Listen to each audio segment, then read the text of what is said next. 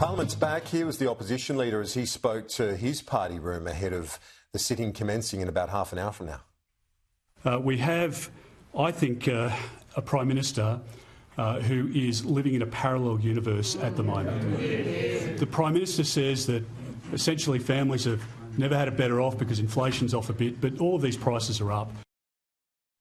Joining me live in the studio's LNP member and former Speaker of the House, Andrew Wallace. Andrew, great to see you. The opposition leader says the Prime Minister's in a parallel universe when it comes to how people are feeling. But if there were to be a rate cut mid-February, wouldn't that shift the psychology for many people, saying that they're beyond the worst of things?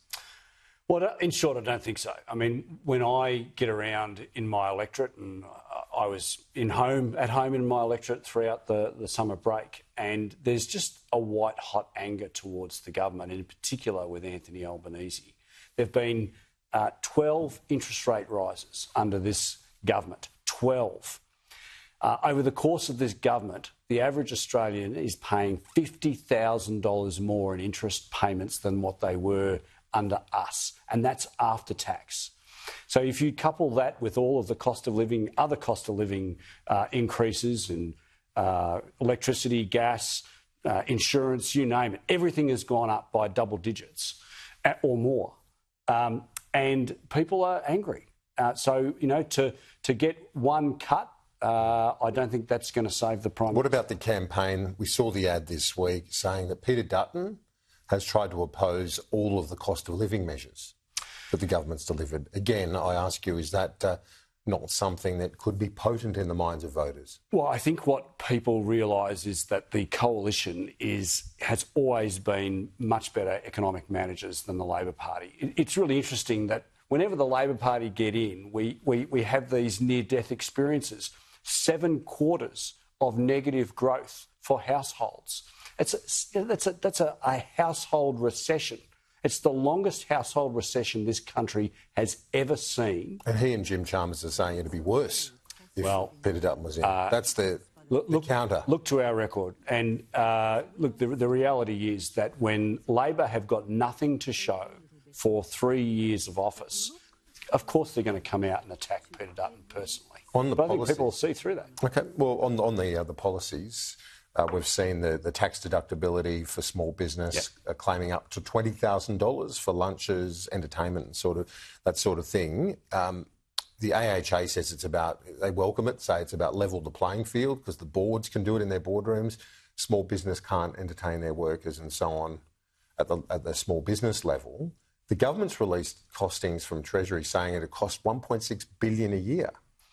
Well, we've had this budgeted or costed by the Independent Parliamentary Budget Office, and that's come in around $250 million a year. So there's a big discrepancy between what the Independent Parliamentary Budget Office has determined and what Jim Chalmers has determined, and I think the Australian people would prefer the independent costings. Shouldn't the coalition release the number when you release the policy and you avoid that confusion? Well, look, I mean, as you come closer to an election, all of the policies, all of the costings will come out in due course. That's not unusual for an opposition by any stretch of the imagination. It's exactly what the Labor Party did at the last election.